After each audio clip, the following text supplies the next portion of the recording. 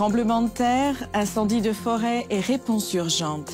ADRA intervient dans toute l'Asie du Sud-Est après que des tragédies laissent des milliers de personnes dans le besoin. Au milieu de la guerre, une église aux États-Unis réunit des Russes et des Ukrainiens dans une histoire émouvante d'unité. Au Royaume-Uni, les adventistes se rassemblent pour renforcer la protection des enfants et des personnes vulnérables. Et l'information marquante de cette semaine, un hôpital adventiste investi dans l'énergie solaire, faisant ainsi un pas important vers la durabilité. Ces histoires inspirantes et bien d'autres, maintenant sur ANN.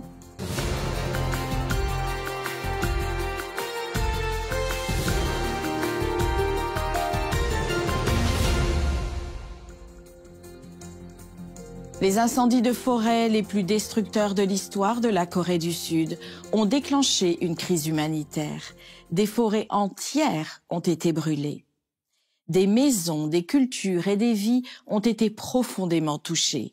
Les bénévoles d'ADRA et les églises locales travaillent pour apporter de l'aide aux communautés locales.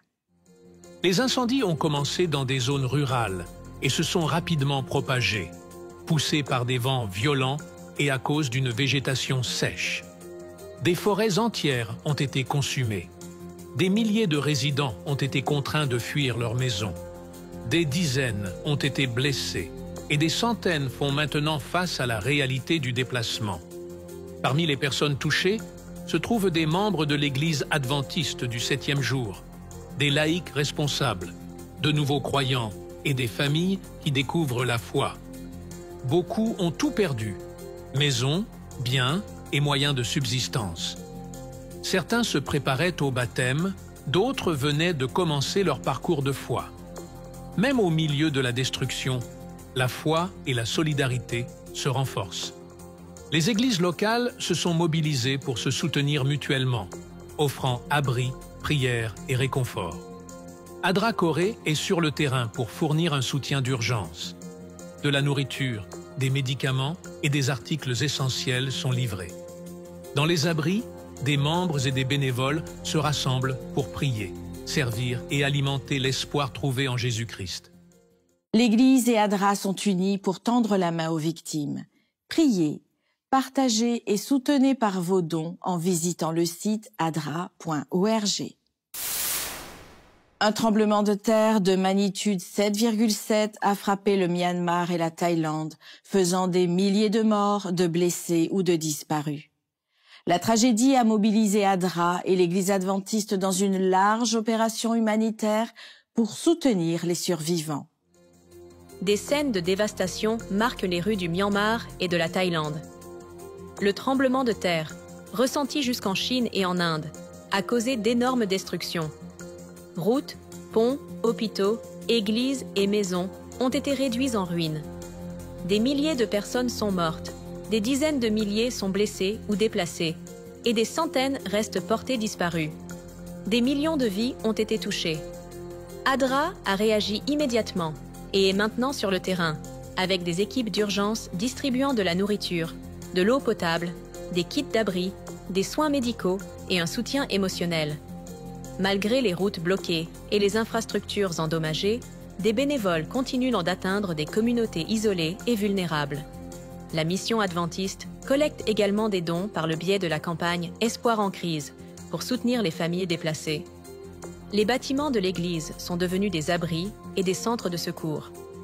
Au milieu de la perte, la réponse a été celle d'une foi active. L'église est présente, avec des mains qui aident, des cœurs qui prient et un réseau mondial qui répond. ADRA reçoit des dons pour soutenir directement les survivants du séisme. Visitez adra.org. Contactez votre église adventiste du 7e jour local pour savoir comment vous pouvez aider aujourd'hui. Au milieu d'un conflit qui dure depuis plus de 3 ans et a causé de profondes divisions entre la Russie et l'Ukraine, une histoire de foi et d'unité émerge aux États-Unis.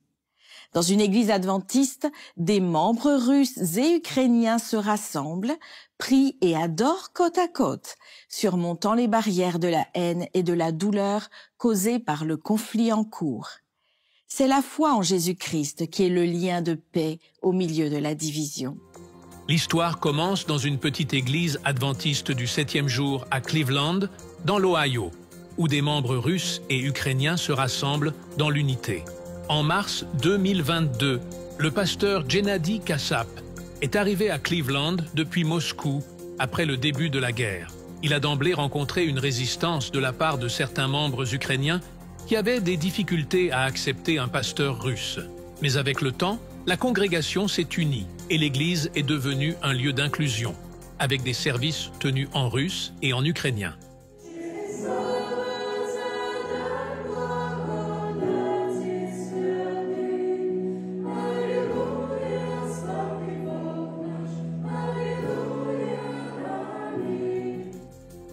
L'église a grandi et des membres de divers horizons se sont ajoutés. Même avec la barrière de la langue, chacun s'efforce de respecter les différences et de travailler ensemble. Aujourd'hui, la congrégation est un exemple de la façon dont la foi peut surmonter la haine causée par le conflit. En plus des célébrations religieuses et spirituelles, les membres s'entraident en offrant un soutien matériel et émotionnel. Actuellement, l'Église compte plus de 40 membres de diverses origines. La devise « Le ciel pour tous » a été la force d'unité. Les membres des deux côtés, Russes et Ukrainiens, partagent une histoire commune de coexistence pacifique, renforcée par un lien chrétien qui dépasse les divisions politiques. L'Église à Cleveland continue d'être un symbole d'unité et d'amour chrétien au milieu de la douleur et de la souffrance causée par la guerre. Au Nicaragua, l'Église adventiste du 7e jour a inauguré le siège de sa nouvelle union. Un jalon historique qui renforce la présence de l'Église dans le pays et donne plus d'autonomie à sa mission. Auparavant connectée au bureau régional au Costa Rica, l'Église au Nicaragua a maintenant sa propre direction, axée sur l'avancement de la prédication de l'Évangile. L'inauguration a eu lieu à Managua avec des dirigeants, des membres et des invités présents. Lors de la cérémonie, les nouveaux administrateurs de la Mission unie du Nicaragua ont également été officialisés. Le nouveau siège comprend des bureaux, des salles de réunion et des espaces de soutien pour les églises locales. Le tout pour renforcer la mission de partager l'espoir, l'amour de Dieu et la grâce de Jésus-Christ.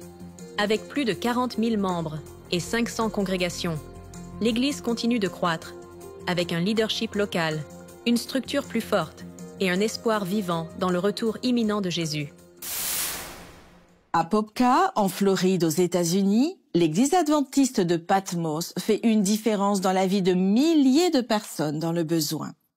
2 fois par mois, l'Église distribue de la nourriture à environ 600 familles avec le soutien de bénévoles et d'organisations partenaires. Depuis 2020, cette initiative a connu une croissance impressionnante, fournissant près de 370 tonnes de nourriture, l'équivalent de plus de 680 000 repas.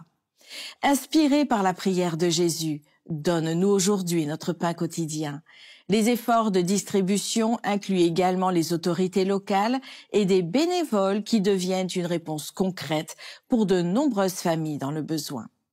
En plus de ce programme, l'Église fournit également des repas mensuels pour les sans-abri, apportant ainsi espoir et soutien à la communauté de la Floride centrale. Avec une préoccupation croissante pour la sécurité dans les espaces publics, l'Église adventiste a pris des mesures concrètes pour protéger ses membres, en particulier les enfants. À travers le monde, les congrégations reçoivent une formation, participent à des exercices et adoptent des protocoles pour garantir que les lieux de culte restent sûrs et accueillants. En réponse à la nécessité croissante de protection, notamment pour les enfants et d'autres groupes vulnérables, Adventist Risk Management, l'entité de gestion des risques et d'assurance de l'Église, dirige des programmes de formation à la sécurité. Dans un monde où même les espaces religieux font face à des menaces potentielles, l'Église se concentre sur une préparation pratique et continue aux situations d'urgence. Une des initiatives clés est le Sabbat de la sécurité, un programme qui mobilise des églises dans divers pays pour revoir les plans de sécurité, former des bénévoles et sensibiliser sur la manière de réagir dans des situations critiques, comme lorsqu'un enfant disparaît. Les ressources fournies incluent des guides de simulation, des instructions sur la manière de renforcer la communication avec les autorités locales et des conseils pour organiser des équipes de réponse de l'Église lors d'urgences. Notre foi est en Dieu. Notre foi est en le Seigneur Jésus-Christ qui a accueilli les enfants et leur a fourni un espace sûr. Ils se sentaient en sécurité en venant à lui et ils projetaient cette sécurité. Les enfants et leurs familles savaient ce qu'ils pouvaient lui faire confiance. Et donc je pense qu'en suivant cet exemple en Christ, en suivant ce modèle de Christ, nous devons aussi créer cet environnement de sécurité où les gens sentent qu'ils peuvent venir à nous et nous faire confiance. Cet effort se répète dans plusieurs régions avec des rassemblements de dirigeants, des formations pratiques et des discussions sur la manière de construire une culture de protection au sein des églises. L'accent va au-delà des exigences légales. Il s'agit de renforcer le soin en tant que valeur spirituelle. Protéger les vulnérables est considéré comme une partie de la mission de l'Église. Lors de ces événements, des experts partagent des méthodes simples pour gérer des situations sensibles, soulignent l'importance d'écouter les victimes et mettent en avant que les réponses aux crises doivent être responsables et transparentes, ce qui aide également à reconstruire la confiance au sein de la communauté. Avec de plus en plus d'églises adoptant des protocoles de sécurité plus stricts, l'Église adventiste du 7e jour montre de manière concrète que protéger ses membres est un engagement continu, ancré dans la foi et dans l'exemple du Christ. Faites des recherches à ce sujet, établissez une équipe de sécurité, impliquez vos diacres, vos agents de sécurité, vos équipes à l'accueil, même des infirmières de l'Église dans un effort concentré pour garantir la sécurité. Advent Health, l'une des plus grandes organisations de santé aux États-Unis, vient de lancer un projet d'énergie solaire qui transformera la gestion de l'énergie et qui servira surtout d'exemple pour les institutions de santé du monde entier. Advent Health vient d'inaugurer l'un des plus grands projets solaires privés en Floride. Plus de 7500 panneaux solaires ont été installés, couvrant les toits des hôpitaux, des parkings et des auvents. Le projet génère de l'énergie propre et constitue un pas audacieux vers la réduction des émissions de carbone du campus. Avec un système solaire de 3 MW, Advent Health générera 4200 MWh d'énergie par an. Cette quantité d'énergie suffit à alimenter plus de 550 maisons par an, couvrant environ un tiers des besoins énergétiques du campus. En plus des panneaux solaires, le campus d'Advent Health dispose désormais de 62 stations de recharge pour véhicules électriques et d'un stationnement couvert pour des centaines de voitures. Cette infrastructure soutient la mobilité durable et reflète un engagement à long terme envers des solutions énergétiques propres et accessibles. Mais ce projet va au-delà des économies d'énergie. Il fait partie d'un engagement plus large d'Advent Health à atteindre des émissions nettes nulles d'ici 2050. Cela positionne l'organisation adventiste à l'avant-garde de l'action climatique dans le secteur de la santé, un domaine traditionnellement non associé à la durabilité environnementale. Avec chaque panneau solaire installé, Advent Health montre qu'il est possible de combiner innovation technologique et soins de santé. Mais ce n'est pas seulement un changement interne.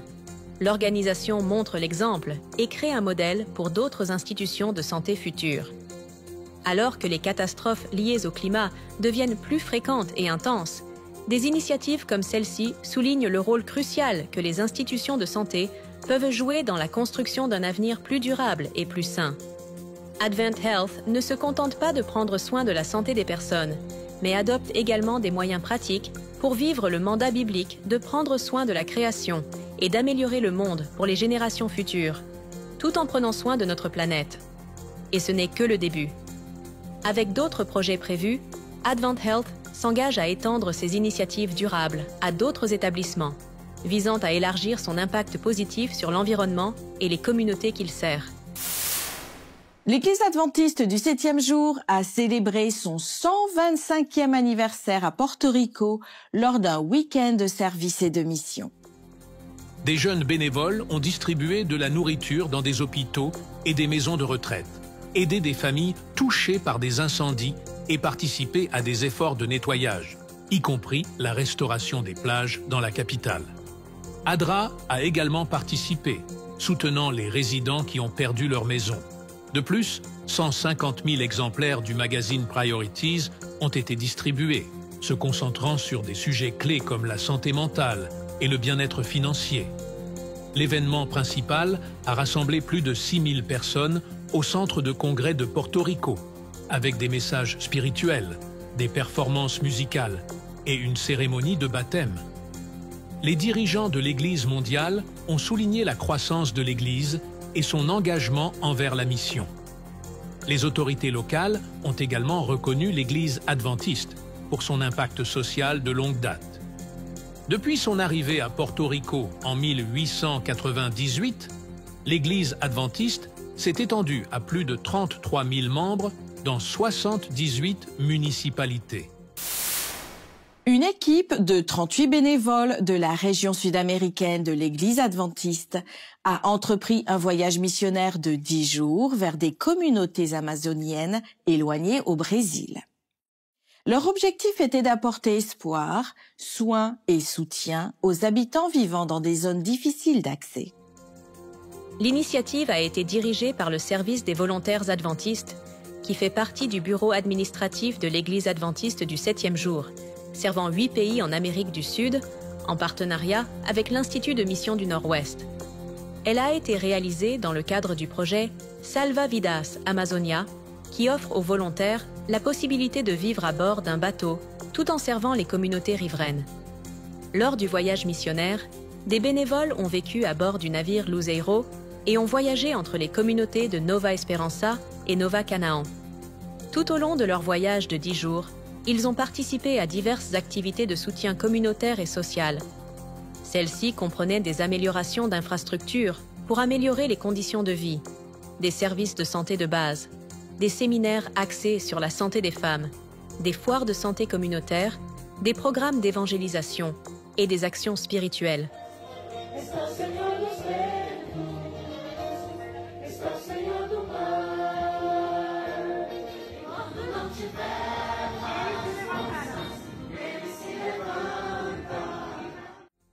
Ils ont également mené des activités éducatives pour les enfants, promouvant des valeurs chrétiennes et l'apprentissage, et ont fourni un soutien logistique, y compris la préparation des repas, pour garantir un bon soin à tous les participants.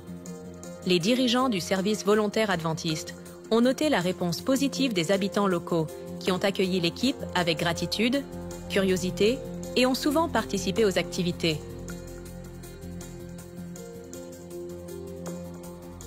Le succès de la mission a été largement attribué à la forte collaboration avec l'Institut de mission du Nord-Ouest et à l'accueil chaleureux des communautés. À la fin du voyage, les bénévoles ont réaffirmé leur engagement à continuer à servir ceux qui en ont besoin, apportant lumière, amour et transformation durable aux communautés isolées de la région. Le centre hospitalier universitaire de Loma Linda est le premier hôpital du sud de la Californie à proposer une thérapie génique pour un trouble sanguin sévère.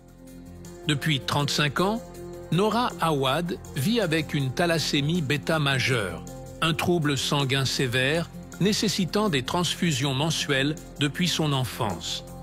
Plus tôt cette année, elle a commencé un parcours qui change la vie au centre hospitalier universitaire de Loma Linda pour recevoir une thérapie génique, un traitement de pointe qui modifie les propres cellules souches sanguines d'un patient pour corriger la maladie au niveau génétique. Cette thérapie personnalisée, également utilisée pour traiter la leucémie, le lymphome et le myélome, est en cours de recherche pour d'autres troubles sanguins et cancers. Nora est devenue la première patiente non cancéreuse à l'université Loma Linda à subir ce traitement. Bien qu'elle fasse face à des défis après le traitement, la thérapie génique offre un potentiel de guérison permanente. Quelques semaines après la procédure, Ses niveaux d'hémoglobine se sont stabilisés. Et pour la première fois de sa vie, elle a passé plus d'un mois sans avoir besoin d'une transfusion. Alors qu'elle poursuit sa récupération, le parcours de Nora inspire d'autres personnes envisageant la thérapie génique comme une option qui change la vie. À Kuala Lumpur, en Malaisie, l'Église adventiste du 7e jour a lancé officiellement l'initiative d'évangélisation sur les trottoirs. Ce programme se distingue par un effort réfléchi et organisé pour partager le message chrétien dans un environnement urbain diversifié et sensible. Lors d'un événement de 2 jours, les participants ont reçu une formation pratique pour se connecter avec des personnes dans les zones urbaines, par l'interaction personnelle. Le pasteur Segundino Ajoy, un dirigeant de la région sud de l'Asie et du Pacifique, a partagé la clé pour inviter et engager efficacement les autres dans le parcours de la foi. Souvenez-vous de ces 4 mots. Prier, se mêler, inviter et étudier. Ce sont les mots-clés. Pour inviter plus de personnes au royaume de Dieu, nous devons être intentionnels en invitant les autres, en priant pour eux. Nous devons aussi nous mêler aux gens et étudier avec eux. De cette manière, de nombreuses âmes seront amenées dans son royaume. C'est un grand défi pour vous tous ici en Malaisie.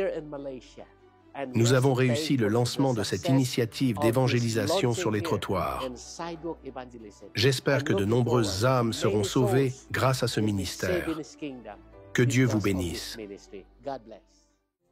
L'initiative d'évangélisation sur les trottoirs faisait partie de la réponse de la Malaisie à une campagne régionale plus large, promouvant l'engagement communautaire et préparant sa mission d'apporter de l'espoir à des communautés diverses de manière respectueuse.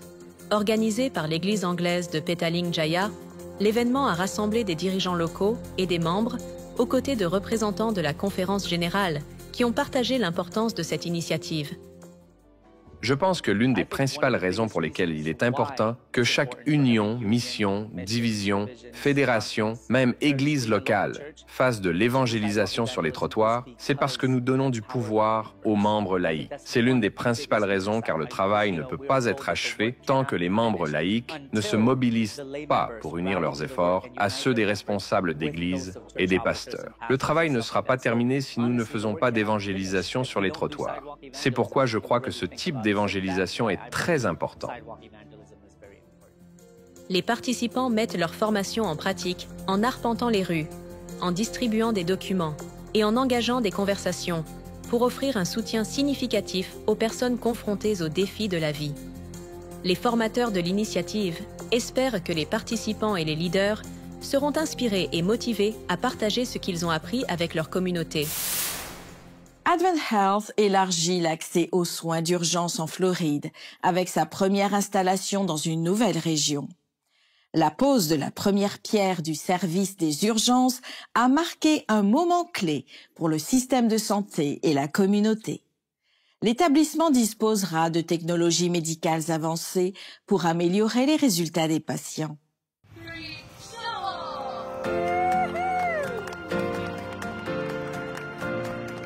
Nous sommes très heureux de venir dans la communauté de St. John's pour poser la première pierre de notre premier établissement d'urgence. C'est le début incroyable d'une relation et d'un partenariat à long terme avec cette communauté pour fournir des soins médicaux de haute qualité et de proximité. Les gens viennent avec toutes sortes de maux et de problèmes. On ne sait jamais qui va franchir la porte. Ça va donc élargir l'accès aux soins pour tout le monde et pour n'importe quoi. Nous ne construisons pas seulement une salle d'urgence ici, mais aussi un partenariat avec cette communauté. Le comté de St. John's est l'un des comtés à la croissance la plus rapide de l'État de Floride. Offrir des soins axés sur la foi et centrés sur la personne est vraiment important pour nous. Et nous sommes déterminés à croître tout comme cette communauté est déterminée à croître. ADRA Suisse a lancé le projet L'école mobile qui bénéficie à 200 enfants roms en Serbie. Le projet d'1 an prendra fin en mai 2025.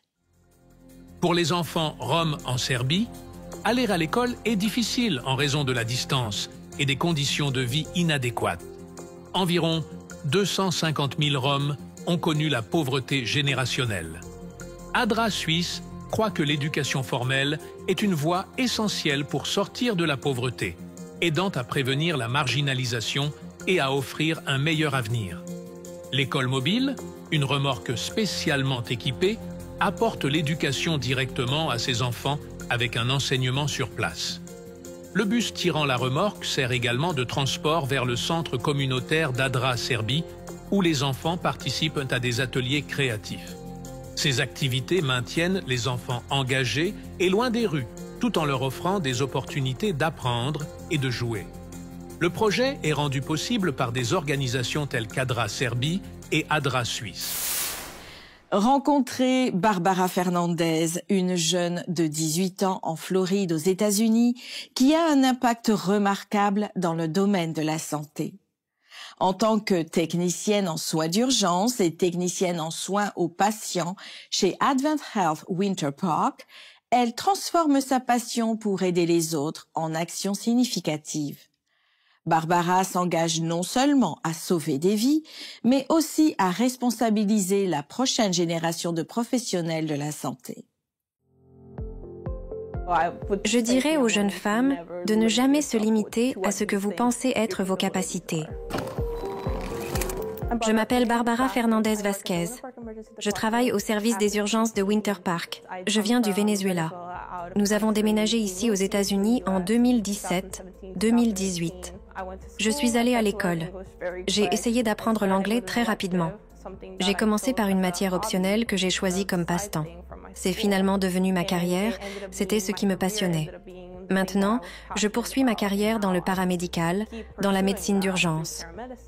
Je continue de grimper car chaque fois que j'ouvre une porte, tant d'autres s'ouvrent plus loin sur mon parcours.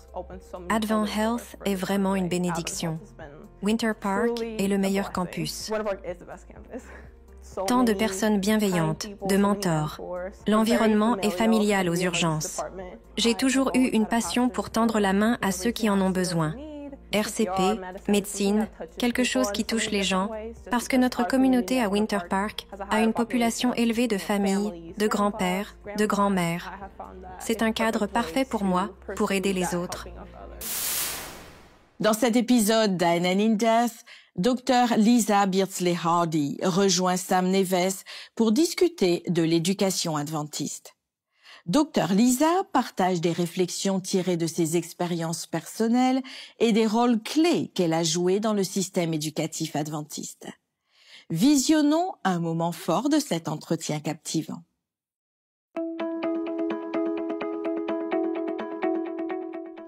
Bienvenue à ANN In Depth. Aujourd'hui, nous rencontrons Dr Lisa Beardsley Hardy, directrice de l'éducation pour l'Église mondiale des Adventistes du 7e jour. Lisa, merci d'être avec nous. Merci de m'avoir invité, Sam. Lisa, depuis combien d'années dirigez-vous le département de l'éducation ici? Je suis ici à la conférence générale depuis 16 ans, mais j'ai été élue directrice en 2010. Et comment ça se passe? C'est un travail passionnant. En fait, je pense que c'est le meilleur travail de la conférence générale.